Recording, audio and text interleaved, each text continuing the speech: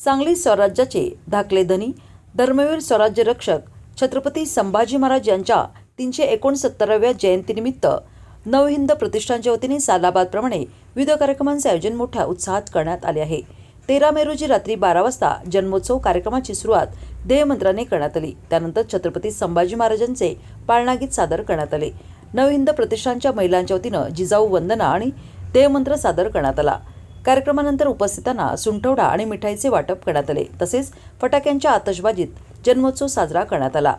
या छत्रपती संभाजी महाराजांच्या मूर्तीला शिवप्रतिष्ठान युवा हिंदुस्थानचे अध्यक्ष नितीन चौगुले तसेच दैनिक तरुण भारतचे संपादक शिवराज काटकर यांच्या हस्ते पुष्पहार अर्पण करून अभिवादन करण्यात आले।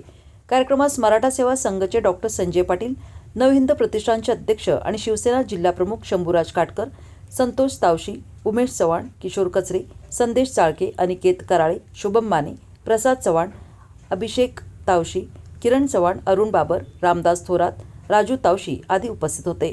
पाळणागीत कार्यक्रमावेळी शिवसेना जिल्हा प्रमुख सुजाताताई इंगळे, आशाताई पाटील, दीपश्री काटकर, रुपाली चव्हाण, दीपाली चाळके, उषा चव्हाण, लीना तावशी, रुपाली बाबर, संगीता चव्हाण, नयना कचरे, आशाराणी कराळे, पूनम चव्हाण, गौरी शिंदे आदी महिला मोठ्या संख्येने उपस्थित होत्या।